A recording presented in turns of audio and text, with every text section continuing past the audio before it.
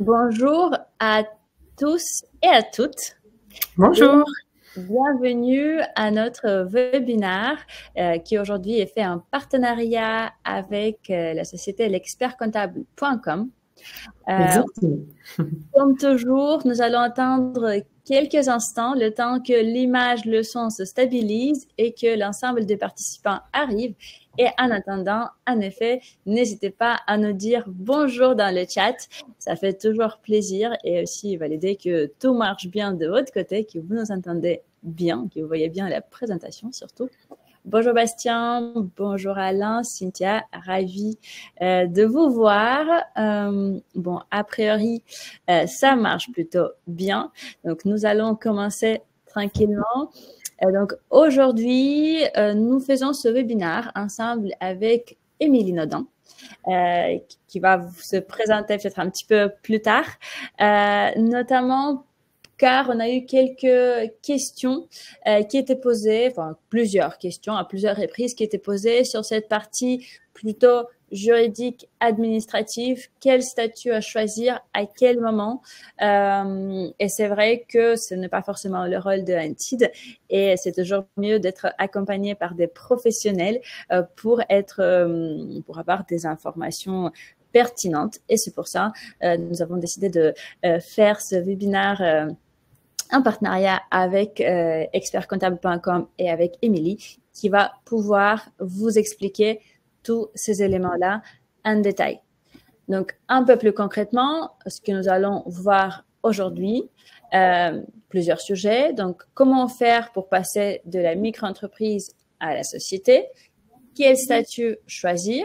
Émilie va expliquer en détail aussi toute la partie liée aux frais déductibles, notamment, parce que c'est très important. Et bien entendu, comme toujours, nous allons prendre du temps pour des questions-réponses. Mais je pense, Émilie, et dites-moi si vous êtes d'accord, il ne faut pas hésiter à poser des questions tout au long. Complètement. Oui, oui, tout à fait. Voilà, pour être sûr que, notamment, s'il y a des sujets pertinents, intéressants, sur lesquels vous n'êtes pas sûr de bien comprendre, etc., n'hésitez pas vraiment à pas nous interrompre, mais poser vos questions sur le chat et on va faire en sorte qu'on répond à tout. Je vous mets un petit sondage juste pour être sûr à qui est-ce qu'on s'adresse aujourd'hui.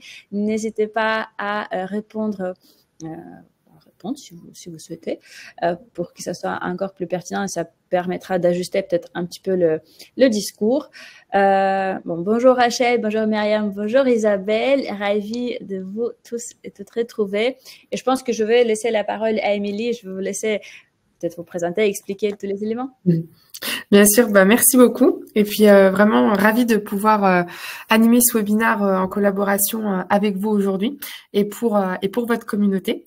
Donc à très juste titre, hein, vous l'avez expliqué, l'intérêt aujourd'hui, ça va être de pouvoir répondre déjà aux questions que vous posez côté administratif, côté juridique, parce que c'est vrai que quand on se lance en freelance et dans l'entrepreneuriat, c'est tout nouveau, il y a pas mal de questions et parfois on ne sait pas tellement vers quel statut se tourner, est-ce que ça me concerne ou pas. Donc l'intérêt aujourd'hui, c'est d'avoir déjà un premier niveau de réponse à vos questions. Et puis par la suite, bien entendu, pourquoi pas aussi vous proposer une solution d'accompagnement, hein, puisque au sein du cabinet d'expertcomptable.com, qui est le cabinet pour lequel j'interviens aujourd'hui, eh bien nous sommes spécialisés en création d'entreprise et suivi comptable. Donc c'est pourquoi la question du statut juridique, je la connais bien aujourd'hui. Donc n'hésitez pas, comme le disait Katharina, à poser toutes vos questions dans la barre des commentaires, dans l'onglet chat sur votre droite. Et puis de toute façon, voilà, on s'interrompra au fur et à mesure pour pouvoir y répondre. Et puis bien entendu aussi qu'à la fin, il y aura un temps qui sera consacré à vos questions. Voilà. Alors pour vous en dire aussi un petit peu plus par rapport à moi, donc aujourd'hui je travaille en tant que consultante au sein du cabinet et je suis spécialisée en création d'entreprise et suivi comptable, hein, c'est-à-dire que j'accompagne des personnes comme vous finalement qui se lancent dans l'entrepreneuriat et qui ne savent pas vers quel statut se tourner. Ensuite, on réalise les formalités juridiques de création. Et enfin, pour finir, on va gérer tout le suivi comptable. Donc, à savoir qu'aujourd'hui, on n'accompagne pas les auto-entrepreneurs à proprement parler, puisque tout simplement, et vous le savez, hein, en tant qu'auto-entreprise, il n'y a pas de réelle tenue comptable, si ce n'est bien tenir un livre de dépenses, des recettes et faire des déclarations de TVA si vous dépassez les seuils. Mais du coup, on n'a pas de solution comptable pour les auto-entrepreneurs. En revanche, j'accompagne beaucoup de personnes qui étaient en auto-entreprise avant ou en portage salarial, hein, aussi, et qui se posent la question de la pertinence d'un passage vers la SASU, vers l'EURL, en tout cas vers un passage de forme société que l'on va différencier de la forme auto-entreprise, qui n'est pas une société, une personne morale à part entière, puisque c'est uniquement l'extension de votre personne physique. Voilà. Eh ben, écoutez, on va pouvoir commencer. De toute façon, hein, sachez que les personnes qui nous rejoindraient en cours de route, un replay vous sera envoyé. Donc, n'hésitez pas, de toute façon, même si vous avez loupé les quelques premières minutes, vous pourrez reconsulter le replay par la suite, hein. Idem pour les personnes qui se seraient inscrites mais qui n'ont pas pu se présenter au webinar, vous aurez bien le replay. Voilà. Alors, comment faire pour passer de la micro-entreprise à la société? Alors déjà, quelques petits rappels, hein, sur ce qu'est le statut de micro-entrepreneur. Donc, je ne sais pas si aujourd'hui, il y a peut-être des personnes qui n'ont pas encore, hein, de statut juridique à part entière. Eh bien, sachez que la micro-entreprise, c'est un accès très facile à l'entrepreneuriat, puisque concrètement, aujourd'hui, créer une auto-entreprise d'un point de vue formalisme, c'est ce qu'il y a de plus simple, hein. Vous pouvez réaliser toutes les démarches en ligne, et ensuite, en termes de fonctionnement, c'est aussi extrêmement simplifié. C'est pour ça qu'il y a beaucoup de personnes qui commencent avec ce statut d'auto-entrepreneur, de par sa simplicité. Et c'est aussi pour ça que l'État a mis en place ce statut, hein. C'est pour faciliter l'accès à l'entrepreneuriat. En ce qui concerne ce statut, eh bien, il y a des seuils, hein, qui existent, puisque bien entendu, c'est très intéressant d'un point de vue fiscal. En tant que prestataire de service, et c'est votre cas, hein, puisque vous êtes tous consultants dans le domaine des ressources humaines, eh bien, sachez que vos cotisations sociales seront calculées très simplement sur base de tout le chiffre d'affaires que vous encaissez. Donc, dès que vous encaissez du chiffre d'affaires, en tant que prestataire de service, vous allez payer 21,2% de cotisations sociales. Voilà. Donc, ce calcul sur les cotisations sociales se fait de cette manière-là. Et ensuite, vous allez aussi avoir à payer de l'impôt sur le revenu, moyennant un abattement forfaitaire de 34%. Donc, avant de payer votre impôt sur le revenu, on va retirer 34% de votre chiffre d'affaires. Donc, finalement, vous ne payez de l'impôt sur le revenu que sur 66%, hein, de votre chiffre d'affaires. Et à savoir que l'auto-entreprise a des limites, hein, comme je vous le disais en introduction. Des limites inhérentes déjà à un seuil de chiffre d'affaires. Au-delà d'un certain seuil, vous n'êtes plus éligible au statut de la micro-entreprise. Ce seuil, pour les prestataires de services, hein, donc c'est ce qui vous concerne, il est de 77 700 €. Donc, au-delà de 77 700 € de chiffre d'affaires, eh bien, il faudra que vous puissiez changer de statut. Alors, petite précision tout de même, il y a une tolérance de 2 ans. Pendant 2 ans, donc pendant 2 années consécutives, vous avez la possibilité de dépasser le plafond de chiffre d'affaires. Au-delà des 2 ans, en revanche, si vous ne faites rien, vous passerez automatiquement en entreprise individuelle. Alors, l'entreprise individuelle, c'est un format qui est encore... Alors, on n'est plus sur une micro-entreprise, mais on n'est pas encore vraiment en société. C'est un statut qui est un petit peu à cheval entre les deux, mais d'un point de vue optimisation, c'est pas ce qu'il y a de mieux. C'est pour ça que j'attire votre attention là-dessus. Soyez extrêmement vigilants sur le dépassement des seuils. Pourquoi? Parce que il faudra que vous puissiez, dans ce cas-là, radier avant la fin de la 2e année de dépassement des seuils votre auto-entreprise pour éviter justement, hein, ce passage automatique en entreprise individuelle. Et donc, ce que je fais avec les clients, moi, que j'accompagne, c'est qu'on anticipe la fin de l'année. Je leur explique qu'au 31/12, l'auto-entreprise devra être radiée. Et en parallèle, nous, on fait toutes les démarches pour que, au 1er janvier 2024, la nouvelle structure, donc que ce soit une EURL ou une SASU, soit créée, mais qu'il n'y ait pas eu de passage automatique en entreprise individuelle. Parce que, comme je vous le disais, c'est clairement pas ce qu'il y a de mieux d'un point de vue optimisation. Vous allez payer plus de cotisations qu'en auto-entreprise, mais vous n'aurez pas plus de mainmise sur le levier rémunération, puisque votre bénéfice sera entièrement considéré comme de la rémunération. Et aussi parce que si par la suite vous dites c'est pas grave, je radie ma micro, mon EI, pardon, et puis je crée une société. Sauf que une EI, radier une EI, c'est beaucoup plus complexe que radier une auto-entreprise. C'est pour ça qu'il faut bien faire la démarche de radiation de l'auto-entreprise avant la fin de la 2e année de dépassement des seuils. Voilà, c'était une petite précision que je souhaitais vous apporter. Émilie, je me permets de vous interrompre. Il y avait une question. Bon, Alain, a priori, a compris lui-même la différence sur les pourcentages. Mais par contre, il y avait une question de Bastien. Il y a des restrictions à l'impôt sur le revenu libératoire? Alors oui, effectivement, il y a des seuils, des conditions pour pouvoir y être éligible. Alors, je vais juste revérifier sur mes petites notes le montant exact, puisque c'est un montant qui est déterminé par rapport au revenu N-2 que vous déclarez. Et c'est ce revenu-là qui vous permet ou pas d'être éligible au prélèvement libératoire. Alors, je vais juste revérifier tac, pour vous donner le bon montant. Tac. Il me semble que c'est pas très élevé. Il a été revu là, très récemment. Et donc, ça sera par rapport à votre revenu fiscal de référence N-2. Alors, il est de 26 070 €. Voilà. Donc, il faut... donc, pour une personne qui aurait une part fiscale, je parle. Si vous avez 2 parts fiscales, bah, vous multipliez par 2 le montant que je vous donne, tout simplement. Donc, pour pouvoir être éligible au prélèvement libératoire, sur cette année 2023, il faut que votre revenu fiscal de référence N-2, donc 2021, n'excède pas 26 070 € pour une part fiscale et pour un couple, 50 140 €. Voilà. Donc ça, c'est le seuil pour pouvoir être éligible au prélèvement libératoire. Et on est bien d'accord que si vous y êtes éligible, c'est extrêmement avantageux. Néanmoins, la seule petite chose, c'est que si vous êtes éligible, mais que vous n'avez pas fait la demande au moment de la création, eh bien, vous ne pourrez pas l'avoir sur l'année en cours. C'est un petit peu ça l'inconvénient. Voilà. Je ne sais pas s'il y avait d'autres questions. Pas pour l'instant. Ok. Et ben, on va pouvoir passer à la suite. On me demande si on peut l'avoir l'année suivante. Oui, vous pouvez en faire la demande pour l'année suivante. Alors, j'ai déjà eu des précédents avec des clients que j'avais récupérés qui étaient en auto-entreprise avant, qui ont réussi à l'avoir de manière rétroactive, même si dans les textes, c'est pas censé être possible. Donc, moi, j'ai envie de vous dire, tentez quand même auprès de l'URSSAF, qui ne tente rien à rien. Bon, ça peut passer parfois. Voilà. Alors, après, pourquoi est-ce qu'on peut se poser la question du changement de statut ? On peut se poser cette question pour différentes raisons. Alors, premièrement, techniquement, vous dépassez pendant plus de 2 ans le seuil des 77 700 €. Forcément, là, vous n'avez plus le choix. Donc ça, c'est une première option. Néanmoins, moi, j'irai plus loin et je vous dirais que parfois, il ne faut pas attendre de dépasser pendant 2 années consécutives les seuils. Pourquoi ? Parce que peut-être qu'il y a un autre statut qui vous permettrait d'avoir une optimisation beaucoup plus importante.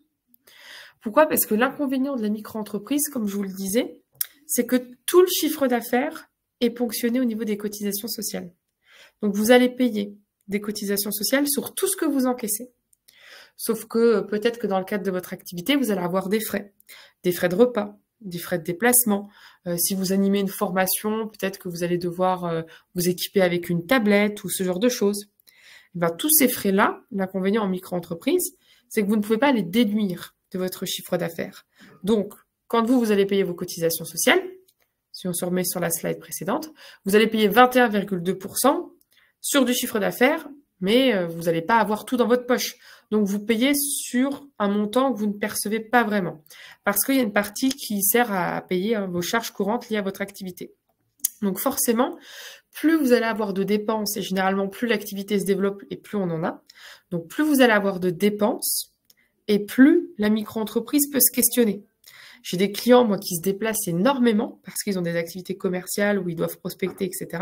Donc, ils ont beaucoup de frais de déplacement, des indemnités kilométriques, etc. Et même s'ils ne génèrent que 30 40 000 € de chiffre d'affaires, donc on est loin du seuil des 77 700, pour eux, c'est quand même plus intéressant de basculer en format société, tout simplement parce qu'ils ont énormément de frais et que ça serait pas intéressant de payer des cotisations sur de l'argent qu'ils n'encaissent pas vraiment. Donc ça, c'est une première chose à avoir en tête. Donc, la micro-entreprise, il y a des plafonds, mais il faut bien avoir en tête aussi qu'il y a une notion de frais déductibles qui peut intervenir et qui, comme en micro-entreprise n'est pas possible, hein, pas déduire de frais en micro-entreprise, peut légitimer un changement de statut, et ce, même si on ne dépasse pas forcément les seuils. Autre élément à prendre en compte, deuxième élément, la protection sociale. Pourquoi? Parce que ces fameux 21,2% de cotisation, c'est pas grâce à ça que vous allez avoir une protection monumentale. Hein, voilà. C'est un statut que je décris souvent comme transitoire, qui vous permet un petit peu de tester votre activité, mais sur du plus long terme, il conviendra vraiment de penser à un autre statut plus périn, et aussi pour vos cotisations retraite, voilà, il y a tout ça aussi à avoir en tête. Hein. Alors, certains vont me dire, oui, mais moi, Émilie, ça m'intéresse pas forcément, etc. Il y a quand même la protection sociale qui est importante, hein, à ne pas négliger. Et c'est vrai que quand vous allez basculer sur un format société, que ce soit SASU ou EURL, hein, d'ailleurs, vous allez certes payer plus de cotisations sociales, mais vous aurez forcément une meilleure couverture. Néanmoins, vous allez plus payer en termes de pourcentage. Parce qu'on est à 21,2% en auto-entreprise contre 45% de cotisation sociale en EURL. Donc vous allez me dire, bah oui, Émilie, on paye plus de cotisations en EURL, par exemple. Mais la base de calcul n'est pas la même. En auto-entreprise, vous payez vos cotisations sur le chiffre d'affaires. En EURL, vous allez payer vos cotisations sociales, donc les fameux 45%, uniquement sur les salaires que vous allez vous verser, sur vos rémunérations. Et c'est vous, tous les mois, qui allez dire, bah, à ce mois-là, je veux me verser tant. Ou au contraire, ce mois-là, j'ai pas besoin de me verser plus que tant. Et dans ce cas-là, vous avez à la fois la main mise sur le niveau de cotisation sociale à payer, mais aussi sur le niveau d'impôt sur le revenu. Ce que ne permet pas la micro-entreprise, hein, puisqu'on est vraiment sur un schéma ultra simplifié. C'est pour ça que créer une société peut s'avérer intéressant, parce qu'on peut déduire des frais, et surtout, on va pouvoir intégrer cette notion, justement, de rémunération, de salaire, qui va être décorrélée du chiffre d'affaires de votre société. Donc ça aussi, c'est un élément à avoir en tête. Autre point, on ne peut pas salarier quelqu'un, recruter des gens si on est en micro-entreprise. Avec une société, vous allez pouvoir avoir des salariés. Et j'irai même plus loin, vous allez pouvoir aussi vous associer. Si demain le projet il évolue, que vous souhaitez ajouter des actionnaires dans la société, bon, en micro-entreprise, vous resterez tout seul. En société, on peut très bien transformer l'EURL en SARL. L'EURL, c'est la forme unipersonnelle de la SARL. La SARL, vous êtes minimum 2 associés. Idem pour une SASU. La SASU étant la forme unipersonnelle de la SAS. Donc demain, la SASU, vous pouvez la transformer en SAS. Donc ça aussi, c'est un des avantages de la société par rapport au statut de la micro-entreprise. Voilà. Alors, je crois qu'on a quelques questions. Tout à fait. Il y avait une question, c'est automatiquement pris en compte dans la déclaration des revenus. Je crois que c'était encore sur la partie prélèvement libératoire. Ah oui, du coup, ça sera automatique. Effectivement, si vous avez bien coché la case option pour le prélèvement libératoire, ce qui se passe, c'est que vous payerez en même temps que vos cotisations sociales la partie impôt sur le revenu. Voilà. Et deuxième question, s'il n'y a pas les frais de débours. Alors, ça dépend de ce que vous entendez par les frais de débours. Les frais de débours, généralement, c'est des frais que vous avancez pour le client, donc pour le compte du client, mais qui du coup ne sont pas censés avoir d'impact sur votre entreprise puisque le client vous les rembourse. Qui dit frais de débours, dès qu'il doit y avoir un contrat de débours. Et c'est un petit peu particulier parce que du coup, ça nécessite un formalisme qui est pas toujours très adapté au format auto-entreprise. Bon, ça, c'est une question un petit peu plus technique comptable, mais qui n'influe pas tellement sur le choix du statut juridique. Voilà. Alors ensuite, on a une autre question, je crois. Il y avait aussi Afida qui dit, on avait expliqué à mes débuts, il y a un an, que le prélèvement libératoire n'est pas forcément intéressant, ça dépend des situations. Oui, le prélèvement libératoire, alors ça reste quand même très intéressant, parce que regardez, si on se remet sur la slide, l'impôt sur le revenu, sans prélèvement libératoire, c'est calculé sur votre chiffre d'affaires, moins l'abattement de 34%. Donc vous payez de l'impôt sur le revenu sur 66% de votre chiffre d'affaires. Le prélèvement libératoire, quoi qu'il arrive, peu importe votre niveau de chiffre d'affaires, vous allez payer que 2,2%. Donc, à moins que vous ayez pas beaucoup de chiffre d'affaires et que ça soit plus intéressant d'appliquer votre impôt sur le revenu avec l'abattement forfaitaire, généralement, quand même, dans la plupart des cas, le prélèvement libératoire reste ultra avantageux. Encore faut-il y être éligible. Voilà. Ok. Et ensuite, En ce qui concerne les coûts, alors oui, c'était juste là pour faire un petit rappel, hein. Effectivement, quand on passe au format société, vous allez avoir des frais, hein, pour pouvoir créer l'entreprise et ensuite pour le suivi comptable. Alors, c'est pas obligé, hein, de faire appel à un comptable et à un expert comptable une fois qu'on crée son entreprise. Néanmoins, c'est fortement conseillé et c'est surtout que la plupart des personnes n'ont pas les connaissances et tout simplement n'ont pas le temps, hein, de gérer toute la partie comptable et c'est pourquoi font appel à des cabinets d'expertise comptable comme nous on peut le proposer. Donc, pour vous donner un petit peu de contexte, hein, nous, au sein du cabinet, on va gérer à la fois la partie création d'entreprise et ensuite le suivi comptable. Puisque chez l'expertcomptable.com, déjà dans un premier temps, ensemble, il va y avoir un gros travail de conseil autour du statut juridique. Est-ce que c'est pertinent de vous créer une société? Si oui, quel format? EURL, SARL, SAS, SASU. Pour ça, on doit réaliser quelques simulations qui supposent que vous puissiez me donner une estimation de votre chiffre d'affaires. Voilà, il y a pas mal de données à prendre en compte. Mais on ne va pas créer une société comme ça. Il faut déjà qu'on puisse en amont faire une partie de conseil. Donc c'est pour ça que dans l'offre de création d'entreprise telle que nous on la propose chez l'expertcomptable.com, vous avez tout un volet conseil sur le choix du statut juridique. Ensuite, une fois qu'on a fait les simulations, qu'on a validé ensemble, là on va pouvoir passer au formalisme, hein, puisque une fois qu'on a décidé du statut, on découle tout un tas de questions qui seront autour de l'objet social, du capital social, quel régime de TVA, quel régime d'imposition. Et donc tout ça, on va s'en occuper d'un point de vue formel, puisqu'on va rédiger à la fois les projets de statut, donc qui sont les règles qui vont encadrer et régir votre future entreprise, mais également faire tout ce qui est les options, remplir les documents auprès de l'INPI, puisque c'est maintenant l'INPI qui recense tous ces éléments-là, et ensuite on envoie tout au greffe. Voilà. Le projet de statut, on vous le produit généralement assez rapidement. Ce qui est le plus long, c'est plutôt la partie conseil. C'est pour ça que je conseille toujours d'anticiper, hein, le 31-12, notamment pour les auto-entrepreneurs, de nous contacter assez tôt dans l'année, de sorte à ce qu'on puisse anticiper, faire le conseil, rédiger les formalités et que tout soit prêt, hein, d'ici le 1er janvier pour un passage en société. Voilà. Actuellement, oui. Non, c'était juste pour compléter. D'où justement le webinaire décembre aussi, si jamais ça peut concerner quelqu'un, ça peut être intéressant. Comme ça, vous avez presque 3 semaines pour clôturer, enfin un peu moins, 2 semaines et demie pour clôturer tout ça, si c'est d'actualité. Exactement. Tout en sachant que, par exemple, vous pourrez remplir aujourd'hui un formulaire de radiation d'auto-entreprise pour le 31-12. Ça peut être rétroactif comme ça, ou vous pouvez le faire en amont pour une date plus lointaine. C'est juste qu'il faut le faire avant le 31-12. Donc, quoi qu'il arrive, on est encore largement dans les temps si vous souhaitez faire un passage au 1er janvier. Et ensuite, nous, en parallèle, on fera les démarches nécessaires de création de société. Et puis, de toute façon, nous, en une semaine, généralement, la société, elle peut être créée. Alors, parfois, on a quelques greffes qui traînent un petit peu plus des pieds pour envoyer les cabis. Mais généralement, c'est à peu près le délai moyen aujourd'hui, qui est plutôt rapide. Voilà, qui est plutôt rapide. Je crois qu'on a d'autres questions, Catherine. Tout à fait. Et une question de la FIDA, c'était est-ce que c'est obligatoire ou recommandé d'avoir un compte bancaire professionnel en micro-entreprise? Alors, ce n'est pas obligatoire. Si on regarde les textes, hein, c'est pas obligatoire pour les micro-entrepreneurs. Néanmoins, c'est fortement recommandé. Très fortement recommandé. Pourquoi? Parce que si jamais vous faites appel à un prestataire qui gère votre TVA, ça va être un petit peu pour lui et ça sera compliqué de savoir qu'est-ce qui est pro, qu'est-ce qui est perso. Même pour vous y retrouver.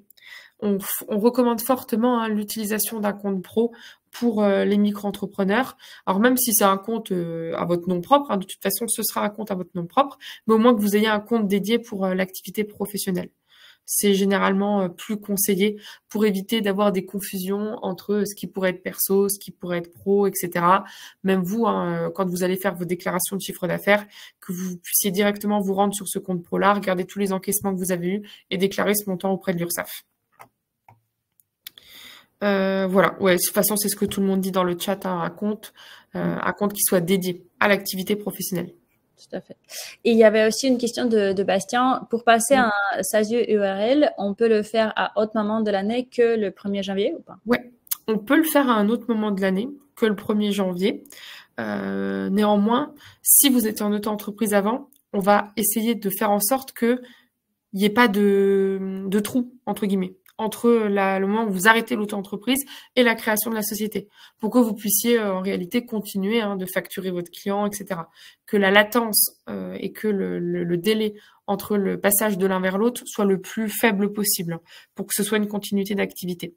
Mais on peut créer une SASU, on peut créer une URL à n'importe quel moment de l'année. Mais c'est souvent quand même plus intéressant de le faire en début d'année civile. Pourquoi? Parce qu'il faut savoir que la première année d'activité, vous allez avoir une exonération en tant que créateur d'entreprise sur la CFE. La CFE, c'est la cotisation foncière sur les entreprises. Et pour l'avoir, vu qu'elle s'applique sur année civile, si vous voulez vraiment en bénéficier à 100%, au plus tôt vous créez, au mieux c'est. Parce que si vous créez, par exemple, au mois de septembre, vous aurez une exonération que sur septembre, octobre, novembre, décembre, que sur 4 mois. C'est pour ça qu'on conseille généralement plutôt le début de l'année. Voilà. Et après, en ce qui concerne la création d'entreprise en tant que telle, donc chez nous, en ce moment, la création d'entreprise, elle vous sera remisée dans le cadre de ce partenariat. Donc, on va vous offrir nos honoraires sur la création d'entreprise qui s'élèvent traditionnellement à 249 € hors taxe, ce qui fait que vous n'aurez que les frais de tiers à régler. Donc ça, c'est des frais que vous auriez eu, même si vous passez pas par nos services, par exemple, des frais d'enregistrement en grève, d'annonce légale.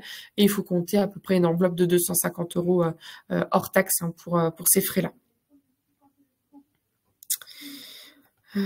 Voilà.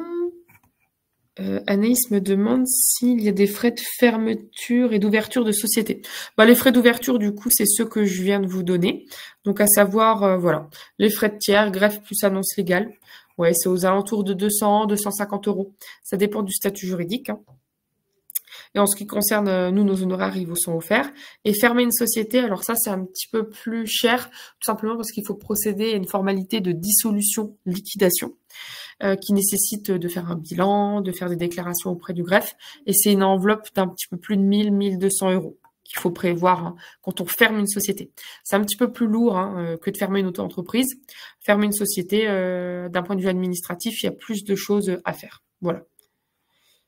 Si j'écris en juillet 2022, je dois payer la CFE cette année. Oui, forcément. Vous avez une exonération du coup la première année d'activité, donc vous c'était l'année 2022, et en 2023, vous aurez a priori de la CFE à payer. Tout à fait. Alors, une fois après avoir dit tout ça, donc ok, c'est très bien, voilà, l'auto-entreprise, on voit les limites. Qu'est-ce que je fais moi ensuite? Alors, vous allez avoir différents statuts qui se présentent à vous. Naturellement, il y a beaucoup d'auto-entrepreneurs qui, à la suite de ce statut, vont se diriger vers le URL, les SARL. Pourquoi? Parce que ça reste le statut, après l'auto-entreprise, pour lequel vous aurez le pourcentage de cotisation sociale à payer le plus faible. En termes de fonctionnement, c'est le fonctionnement que je vous décrivais tout à l'heure. Donc, vous allez déclarer du chiffre d'affaires sur votre URL, auquel, cette fois-ci, on va pouvoir déduire tout un tas de frais. Je reviendrai un petit peu plus tard dans ce webinaire, mais je vous dirai toutes les charges qu'on peut faire passer sur une entreprise. Mais déjà, il y a une notion de frais déductibles qui rentre en compte. Ensuite, une fois que vous avez déduit vos frais, vous allez pouvoir vous rémunérer. Et c'est uniquement, comme je vous le disais tout à l'heure, sur cette rémunération que vous allez payer les cotisations sociales.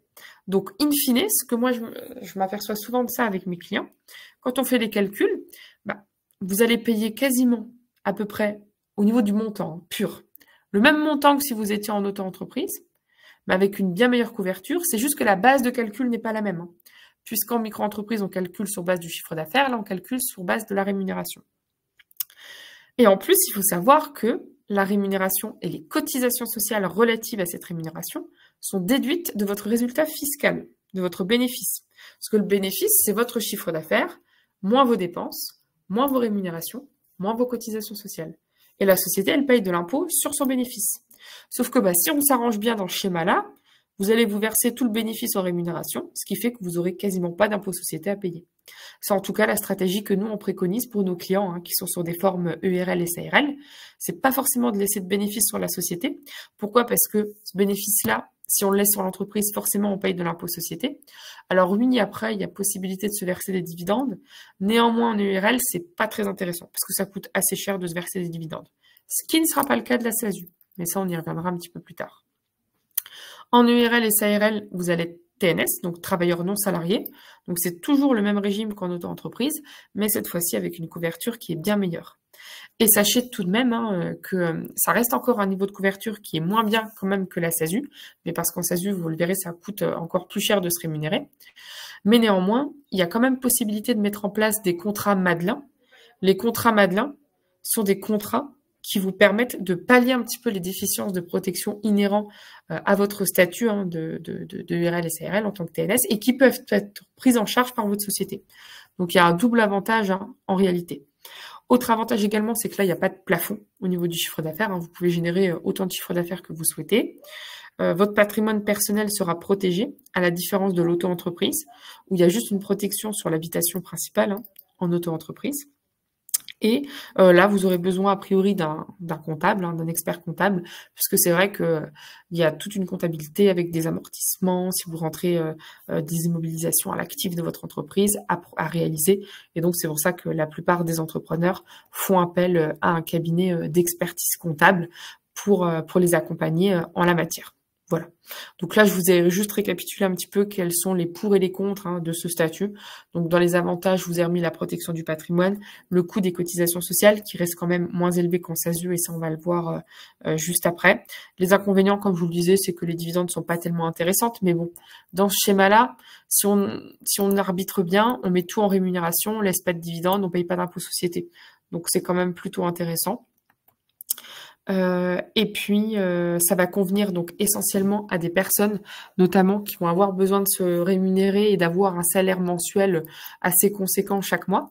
Pourquoi? Parce que l'intérêt, c'est de tout vous verser en rémunération dans le cadre de ce schéma-là, alors qu'en SASU, vous le verrez, comme le salaire coûte beaucoup plus cher, on va faire un arbitrage entre eux et du salaire et des dividendes qui, elles, sont très intéressantes fiscalement parlant.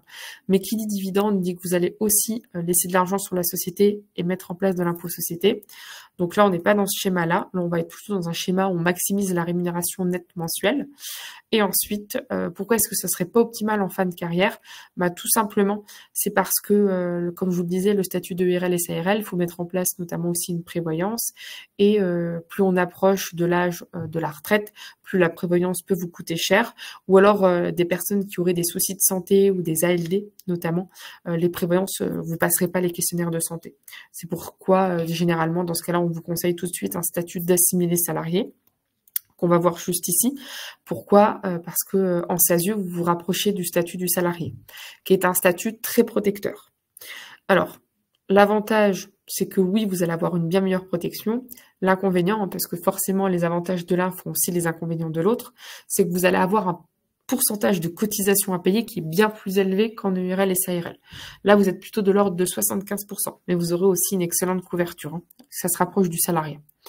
Le schéma, en revanche, reste le même. Comme en URL et SARL, vous pouvez déduire des frais. Comme en URL et SARL, la rémunération et vos cotisations sociales sont déduites de votre base imposable. Mais là, à la différence de l'URL et SARL, les dividendes sont très intéressantes.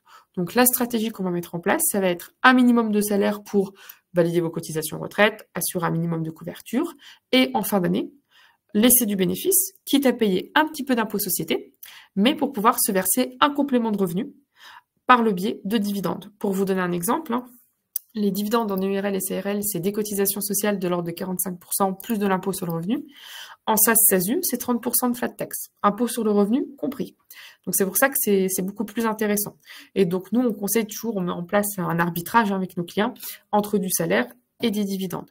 Et donc là, dans ce schéma-là, c'est intéressant de payer un petit peu d'impôt société. Donc l'impôt société fonctionne avec un système de 2 tranches, 15% jusqu'à 48 120 € de bénéfices, 25% au-delà. L'avantage par rapport à l'impôt sur le revenu, c'est que c'est plafonné. Vous ne pourrez pas payer plus que 25%. Voilà. Ça aussi, c'est un des avantages de l'option pour l'impôt société qui n'existe pas en auto-entreprise. Et pour finir donc avec ce statut de SASU, l'avantage, alors oui, je reviendrai juste après ça. L'avantage, c'est que vous allez avoir des dividendes qui sont très intéressantes fiscalement.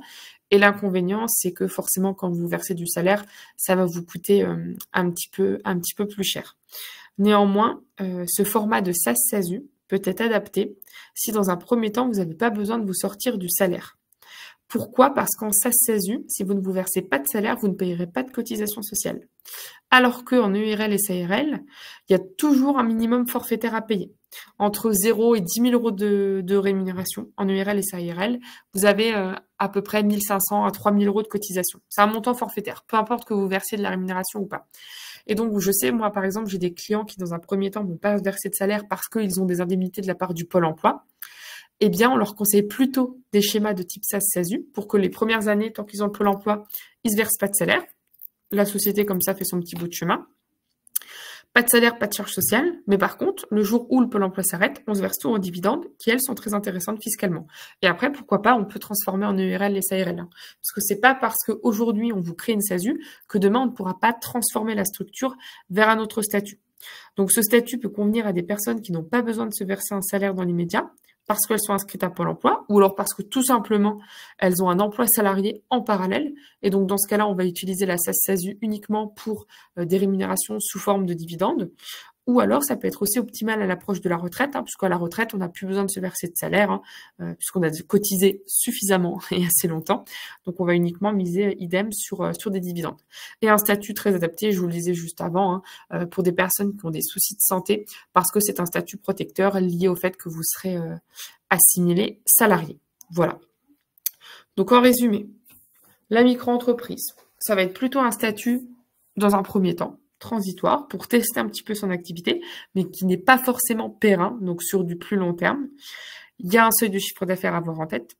Oui, vous avez peu de cotisations sociales, mais vous avez aussi une couverture qui est moindre, mais pas d'optimisation, pas de frais déductibles, pas de notion de salaire ou de rémunération. L'ERL et SARL, à sa différence, va vous permettre de pouvoir rentrer dans un jeu d'optimisation, tout comme la SAS-SASU d'ailleurs, parce que vous allez pouvoir intégrer une notion de rémunération, déduite de votre base imposable. Vous aurez, bien entendu, la possibilité de mettre en place des contrats Madelin pour pallier un petit peu aux déficiences de protection liées au statut TNS, mais ça reste quand même un statut qui est moins protecteur qu'un statut de SAS-SASU. Voilà. Donc, c'était pour vous dire, en résumé, un petit peu pour chaque profil, hein, le statut le plus adapté, sachant que là, je vous ai tout donné dans les grandes lignes. Néanmoins, en entretien individuel, on pourra rentrer plus dans le détail hein, pour voir ensemble par rapport à votre situation, qu'est-ce qui se prête le mieux ou pas. Voilà. En tout cas, Émilie, je tiens à dire que c'est très, très clair. Et même moi, j'avais certaines choses qui étaient un peu floues pour moi. J'ai, en tout cas, déjà compris pas mal de choses. C'est gentil, merci. Il y avait quelques commentaires. Il faut qu'il disait en micro, il me semble qu'il y a séparation de patrimoine depuis mai 2022, sauf pour la RP, si on travaille depuis chez soi, pour la partie professionnelle uniquement. Oui, alors exactement. Avant, hein, tout était confondu, patrimoine pro, patrimoine perso. Et alors, je sais plus si c'est 2021 ou 2022, mais effectivement, c'est votre résidence principale qui est protégée. Donc, quoi qu'il arrive, on ne pourra pas venir chercher sur votre résidence principale. Par contre, alors, pourquoi est-ce que j'ai pas insisté sur ce point-là? C'est parce que vous êtes prestataire de service. Donc, en soi, en tant que prestataire de service, vous n'allez pas avoir des dettes énormes vis-à-vis de fournisseurs ou autres parce que vous n'avez pas alors, vous n'avez pas vraiment de locaux, vous n'avez pas de stock, vous n'avez pas de fournisseurs qui vous approvisionneraient en matières premières ou autres. Donc, vous n'êtes pas tellement concerné. Mais en tout cas, sachez que si jamais vous aviez des dettes, oui, après, on peut venir récupérer sur son patrimoine perso hors résidence principale quand on est en auto-entreprise, à la différence d'une société où le patrimoine personnel reste protégé. On est responsable en société uniquement à hauteur du capital que l'on apporte dans la société. C'est pour ça qu'on dit que le patrimoine est protégé. Si vous apportez 1 000 euros de capital, on ne pourra pas vous demander plus que 1 000 euros. Et c'est ce qui fait un avantage par rapport à l'auto-entreprise. Même si dans votre cas, je tiens quand même à dire que en tant que prestataire de service, bon, au pire, voilà, vous arriverez pas, enfin, même au pire, ce que vous faites, c'est que vous avancez la dépense personnelle si vous avez vraiment besoin de vous acheter un ordinateur, mais vous n'avez pas vraiment de fournisseur avec des charges fixes extrêmement élevées en tant que prestataire de service. Voilà. Alain nous dit, pas de fournisseur certes, mais des dettes URSSAF, ça reste possible. Oui, c'est vrai. Mais après, des dettes URSSAF, ça veut dire que vous faites beaucoup de chiffre d'affaires aussi. Donc l'un dans l'autre, c'est peut-être pas une si mauvaise chose.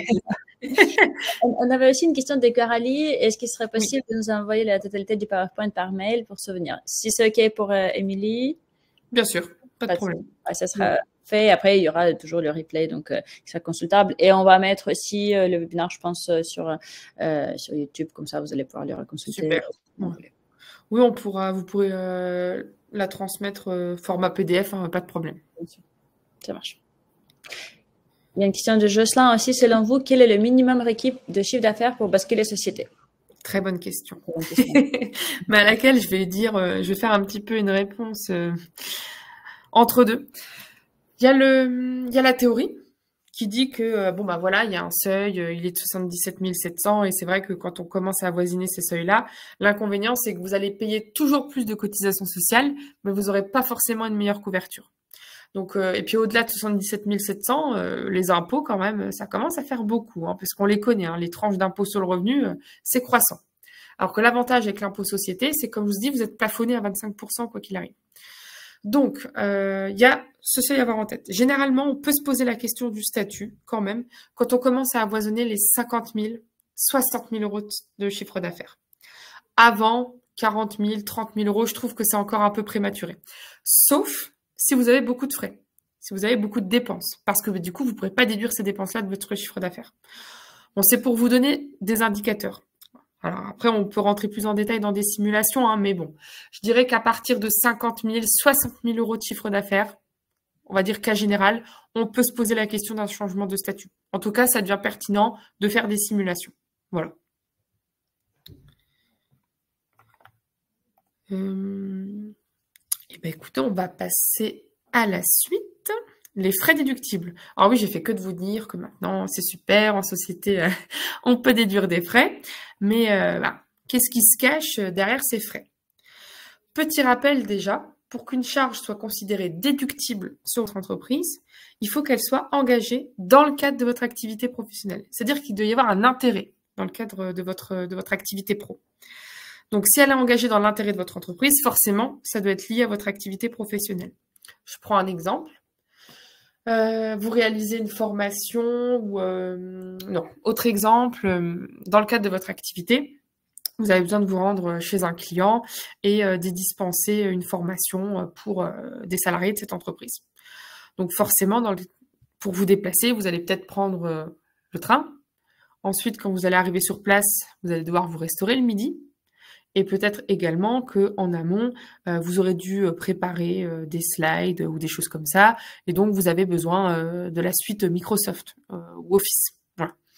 Et ben, tout ça, toutes ces dépenses-là, ça se justifie à titre pro. Parce que c'est bien des dépenses qui sont engagées dans l'intérêt de l'entreprise et liées à votre activité professionnelle. Parce que vous avez besoin de vous déplacer pour aller chez le client, vous avez besoin de vous restaurer quand vous êtes chez le client, vous avez besoin d'outils numériques pour préparer les slides. Voilà. Tout ça, il n'y a pas de problème. À condition, et c'est la troisième, que ce soit justifiable auprès de l'administration fiscale. Comment est-ce que c'est justifiable? Eh bien parce que vous allez conserver les factures inhérentes à ces différents achats. En cas de contrôle, si jamais vous avez un contrôle fiscal, le contrôleur il va vous dire « Ok, bon bah je vois les dépenses, mais est-ce que vous pouvez me montrer les factures ?» Parce qu'il n'y a que la facture qui fait foi et qui va dire que oui, ok, ça prouve de la réalité de ma dépense.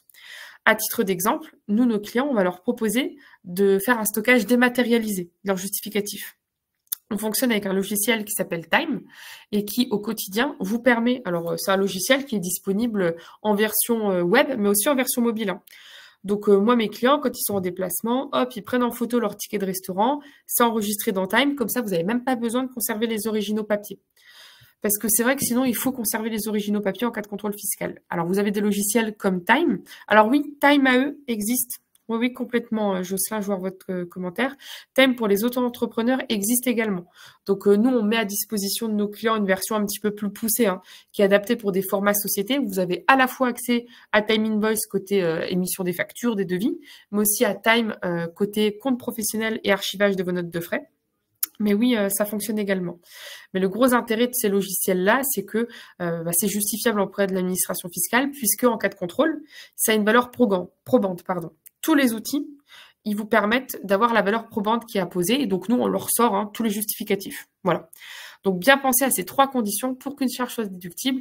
Il faut qu'elle soit engagée dans l'intérêt de votre entreprise, liée à votre activité pro et justifiable parce que vous avez conservé les originaux papier ou alors vous avez un logiciel qui vous permet d'avoir un suivi dématérialisé.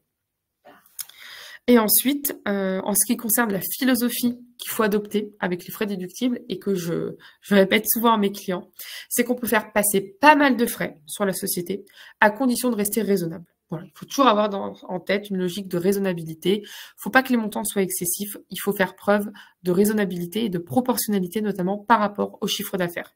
Mais ça, je vais vous expliquer ça tout de suite avec les différents exemples que je vais vous donner. Alors, je vous parlais des frais de déplacement.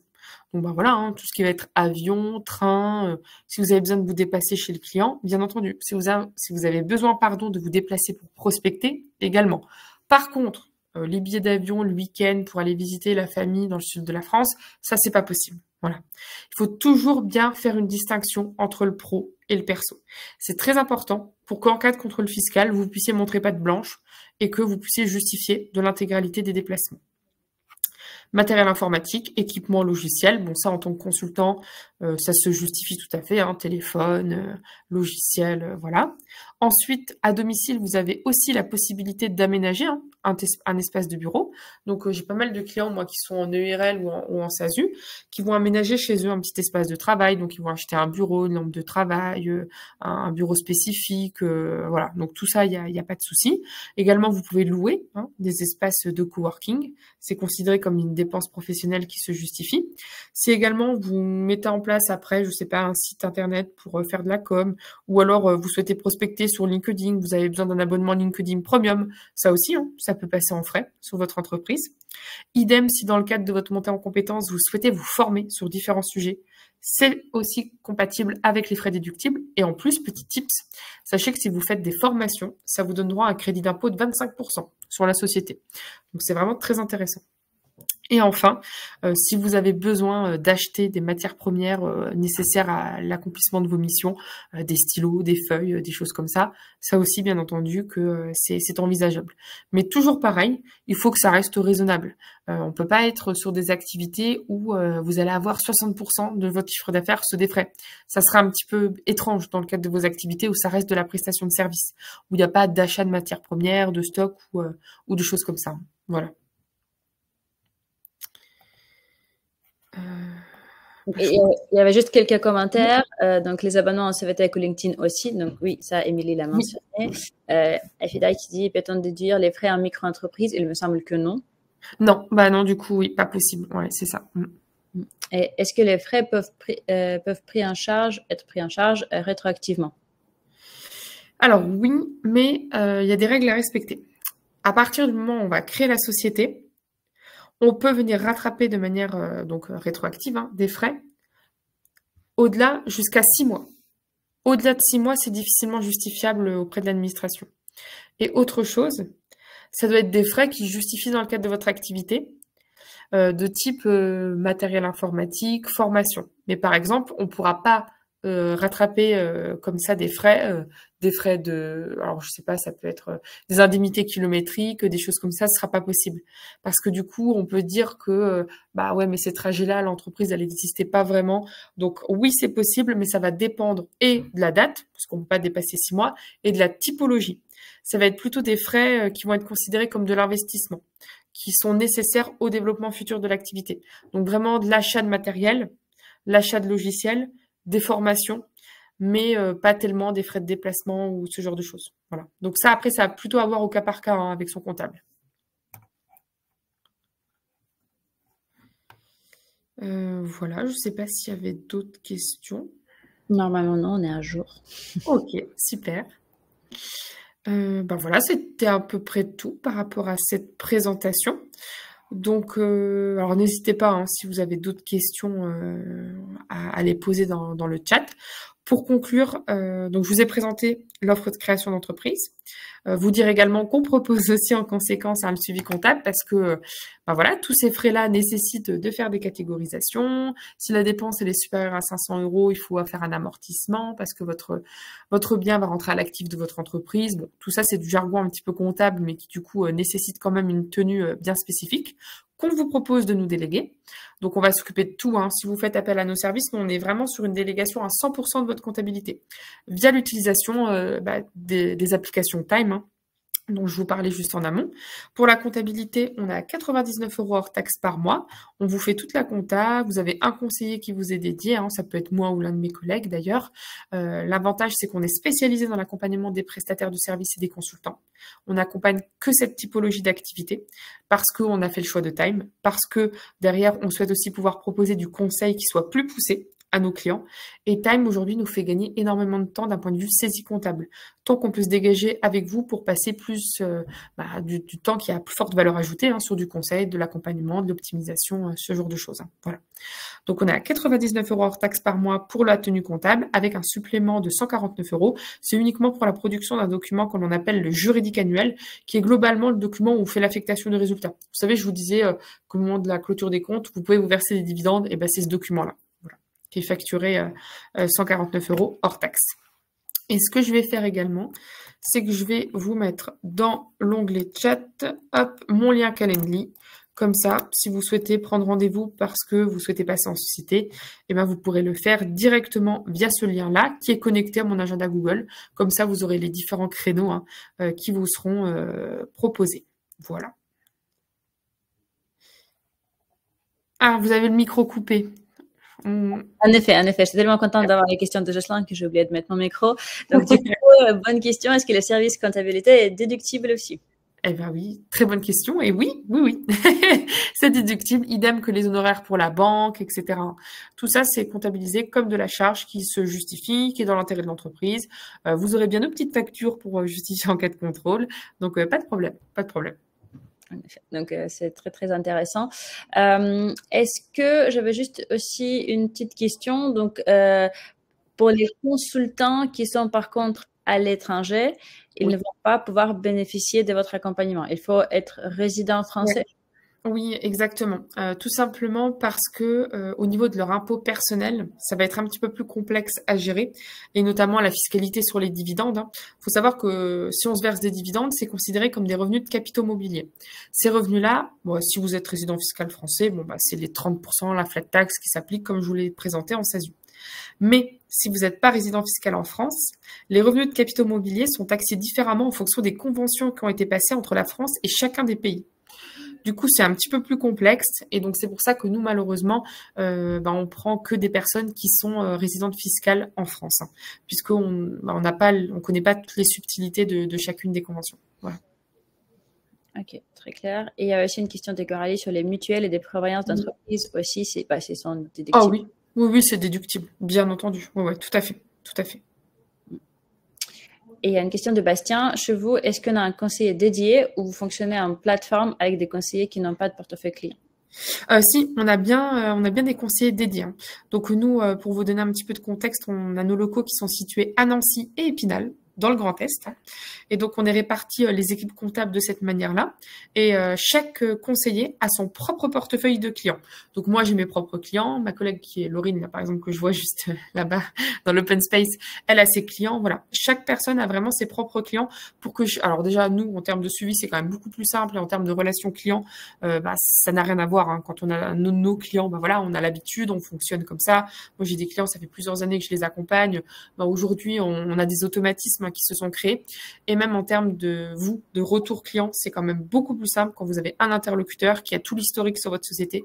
Donc, vous aurez bien un interlocuteur dédié. Voilà.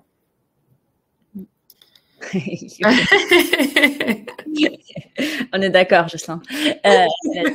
C'est gentil. Ça me fait plaisir. On est plus ou moins vers la fin du webinaire et de cette présentation. Donc, si vous avez d'autres questions, n'hésitez pas surtout à les poser maintenant. Après, vous avez bien eu en effet le lien vers Calendly de Émilie. Donc, si vous souhaitez prendre le rendez-vous et se renseigner plus sur le service d'expertcomptable.com, n'hésitez pas. Au cas où je partage le lien vers mon agenda, mais bon, a priori, vous l'avez déjà tous. Je passe aussi la présentation de Handed parce que vous êtes tous chez Handed déjà. Donc voilà, c'est le moment de poser les questions ou vos commentaires aussi. Mais je pense qu'on peut déjà désormais tous et toutes remercier Émilie pour cette présentation, en effet très intéressante, complète et concrète aussi. Donc c'est vraiment sympa. Et dites-nous rapidement s'il y a d'autres questions. Oui. Je précise juste également, si jamais il s'avère que pour les personnes qui regarderaient le replay, vous n'avez pas mon lien Calendly, sachez que sur notre site internet l'expertcomptable.com, vous pouvez aussi prendre rendez-vous avec un conseiller directement ou demander à notre standard, à mes collègues qui sont juste à l'étage du dessus, de vous rappeler. De mettre aussi Voilà. le slide avec les emails. Donc, Oui, voilà, exactement. Vous avez aussi nos emails. Voilà, parfait. Et puis, tout comme Handed, nous, on est très actifs sur les différents réseaux sociaux, que ce soit Instagram, LinkedIn, YouTube aussi. On fait pas mal de petites vidéos. TikTok également. Je fais pas mal de TikTok. Je fais des TikTok où vous pouvez retrouver des sujets autour de la création d'entreprise, dans l'entrepreneuriat, sur des formats très courts. Donc, c'est assez condensé, mais on essaye de vous donner pas mal d'informations. Donc, n'hésitez pas aussi, si vous posez des questions sur la société, vous pouvez aussi retrouver pas mal de contenu sur YouTube, TikTok, tous ces formats-là, vidéo assez courts. Je sais que j'ai pas mal de clients qui les consultent aussi et que c'est très apprécié. Voilà. Tout à fait. En tout cas, merci beaucoup à tout le monde pour votre participation et toutes les questions. Donc, normalement, la présentation en PDF sera téléchargeable. Ouais, parfait. Victoria, on la revoit pas encore. La présentation, c'est dès qu'on termine le webinaire, la présentation sera disponible. C'est ce que je pensais. Nickel. En tout cas, merci beaucoup. On vous souhaite très, très, très bonne journée. Le replay sera disponible et si vous avez des questions, n'hésitez pas à revenir surtout vers Émilie, mais s'il faut aussi vers moi ou d'autres personnes d'Entid. En tout cas, merci à vous de m'avoir accueilli aujourd'hui. Et puis, c'était très intéressant. On avait c'était très dynamique, pas mal de questions. Donc, c'est toujours bien quand ça fonctionne ainsi. Et puis, peut-être au plaisir de se retrouver, qui sait, dans une prochaine session. Merci beaucoup à tout le monde. Au revoir. Bonne journée. Au revoir, bonne journée.